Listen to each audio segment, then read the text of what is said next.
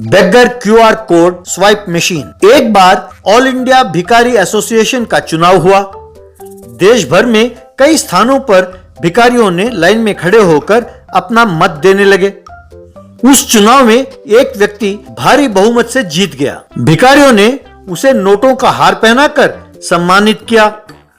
मेरे प्यारे भीख मंगे भाइयों, मुझे जिताने के लिए धन्यवाद। दिन बर दिन हम भिखारियों की हालत बिगड़ती जा रही है। मैंने वादा किया था कि मुझे जिताने पर आप लोगों को कुछ सहूलियतें दूंगा, है ना? वे इस तरह हैं। हर भिखारी को provident fund, insurance coverage, LTA, इतना ही नहीं, होम लोन, पर्सनल लोन और भी बहुत कुछ दिलाऊंगा। यही नहीं, आप लोग हे माई, हे बाबूजी, अल्लाह के नाम पर पैसा देना, भगवान के नाम पर पैसा देना, ऐसा नहीं कहना होगा। इसके बजाय प्री रिकॉर्डेड ऑडियो प्लेयर आपके लिए दिया जाएगा। आपके बदले वो आवाज देंगे। इसके साथ साथ स्वाइपिंग मशीन, QR कोड, ऐसे और कई फैसिलिटीज होंगे।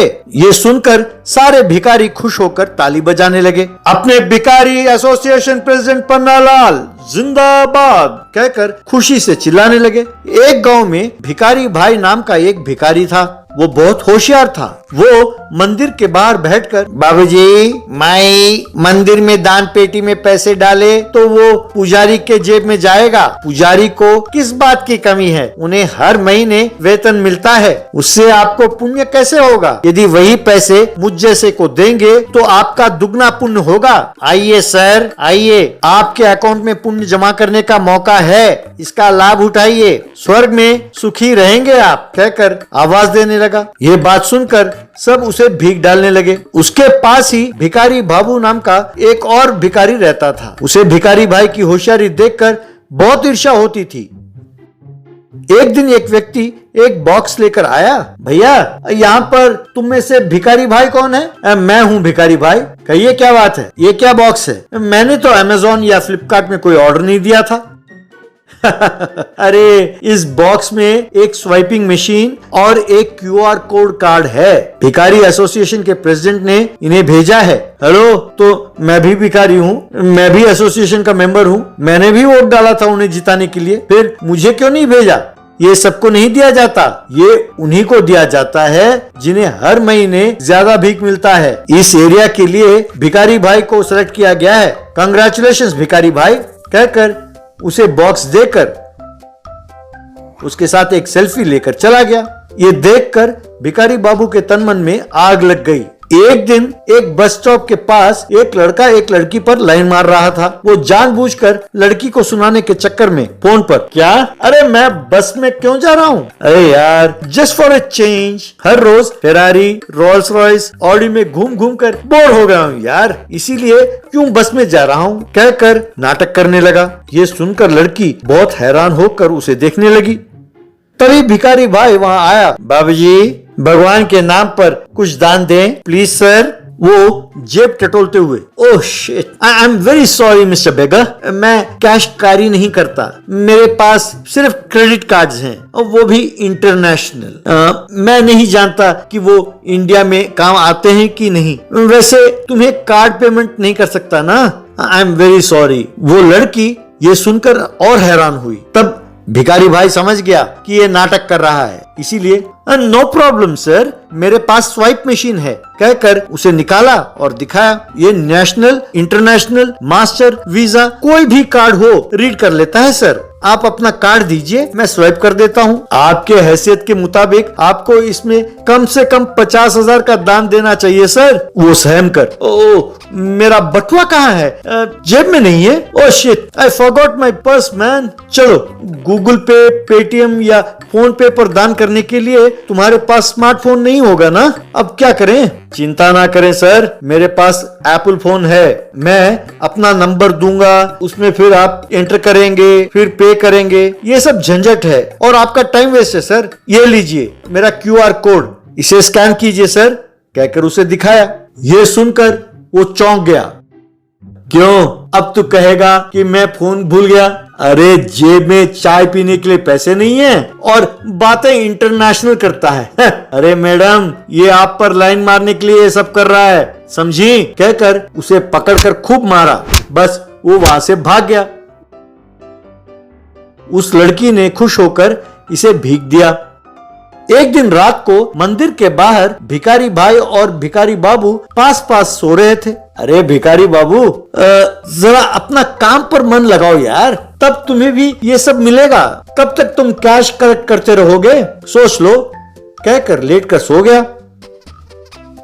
रात को भिखारी बाबू, तुझे इन्हीं का इतना गुमान है ना, इन्हें चुरा कर मैं इस्तेमाल करूंगा, तब तुम्हें अकल आएगी, कहकर उसके स्वाइपिंग मशीन और क्यूआर कोड को लेकर वहां से भाग गया। सवेरे उठकर उन्हें गायब देखकर, यस, मेरा प्लान सक्सेसफुल हो गया। जैसा मैंने सोचा था, इसने वैसा ही मेरा स्वाइपिंग मशीन और क्यूआर कोड चुराया है। वो इन्हें इस्तेमाल तो करेगा, तब सारे पैसे मुझे ही मिलेंगे। ये बात उस अकल के अंधे को नहीं पता। एक तरह से वो मेरे लिए भीख मांग रहा है, कहकर खुश होकर नाचने लगा। ये जाने बिना भिखारी बाबू भीख मांगने में बिजी हो गया। 3 स्टोरीड कार हाउस। एक गांव में भूषण नाम का एक मिस्त्री रहता था। भूषण ने उस गांव में बहुत सारे घर बनाए थे। एक दिन विवेक नाम का एक धनवान ने भूषण को बुलाया। भूषण, इनका नाम दुबे है, ये बहुत बड़े इंजीनियर हैं। अब इस जमीन पे जो मैं घर बनाना चाहता हूँ, उसका डिजाइन इन्होंने ही बनाया है। तुम्हें इस डिजाइन के अनुसार मेरे लिए घर बना कर देना होगा, कहकर उसे डिजाइन पेपर दिए। भूषण वो डिजाइन देखकर, साहब आपकी जमीन 960 गज की है, लेकिन इस डिजाइन के अनुसार अगर घर बनाए तो 100 गज जमीन आपकी वेस्ट हो जाएगी साहब। अगर स्विमिंग पूल घर के पीछे बनाए तो पार्किंग एरिया के लिए सहूलियत होगी। अरे तुम हो कौन, 5वीं कक्षा तो पढ़े नहीं होगे और मैं आर्किटेक्ट हूँ और मुझसे डिजाइन की बात करते हो। मैंने देश भर में बहुत सारे घर और कमर्शियल कॉम्प्लेक्सेस बनाए हैं। क्या मैं नहीं जानता कि जमीन को कैसे काम में लाना है, क्या कहाँ बनाना है? विवेक जी, मैं ये झोपड़ी बनाने वाले को अपना डिजाइन नहीं दूंगा, मैं खुद अपने आदमियों से ये घर बनवाऊंगा।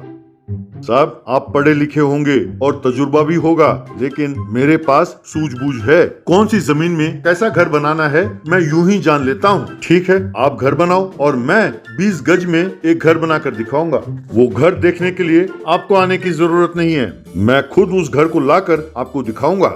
विवेक और दुबे को उसकी बात समझ में नहीं आई। कुछ महीने बाद विवेक का घर पूरा हुआ। दुबे विवेक को घर की खासियत के बारे में बड़ा चढ़ाकर बोल रहा था। तभी भूषण उनके घर के बाहर एक 3 मंजिला कार हाउस लेकर आया।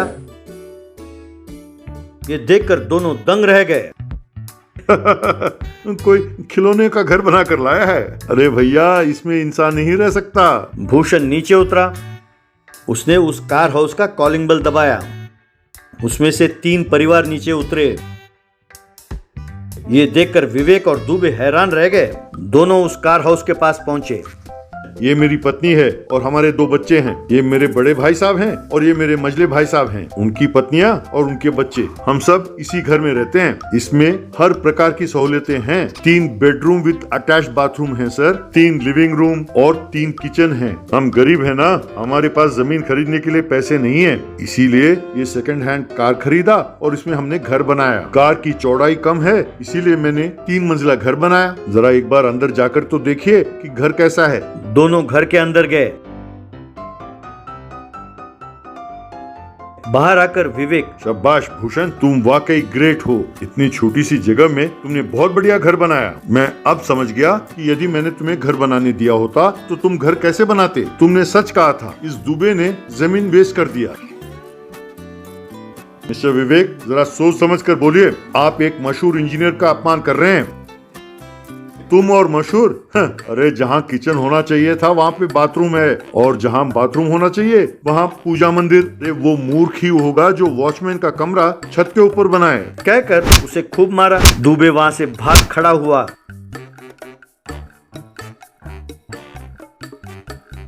विवेक दुखी होकर घर के अंदर गया। भूषण बच्चों से, बच्चों घर के अंदर जाओ और स्कूल के लिए तैयार हो जाओ। जब तक तुम तैयार हो जाओगे ये कार हाउस तुम्हारे स्कूल के बाहर होगा। भाई साहब, आपके दफ्तर के लिए अभी बहुत टाइम है ना, आप आराम से तैयार हो जाइए। मैं आप लोगों को ड्रॉप करूंगा, फिर मैं अपने साइट में चले जाऊंगा। घर पर औरतें हम सब के लिए खाना बनाएंगी। गाँव की गलियों में इस कार हाउस को जाते हुए देख लोग हैरान हो गए। वो आकर स्कूल के बाहर रुकी। उसमें से बच्चे स्कूल बैग के साथ उतरे। स्कूल के बच्चे हैरान होकर ताली बजाने लगे। बाद में भूषण ने अपने भाइयों को उनके दफ्तर में छोड़ा। बाद में उस कार हाउस को वो अपने साइट पर ले गया। वहां वो काम करने लगा। शाम को वो कार हाउस लेकर झील के किनारे गया। रात भर कार हाउस वहीं था। वो सब उसमें आराम से सोने लगे। वो कार हाउस लेकर वो सब पिकनिक के लिए भी जाते थे। वो अपने बैल्कनी में खड़े होकर नजारे का आनंद लेते थे।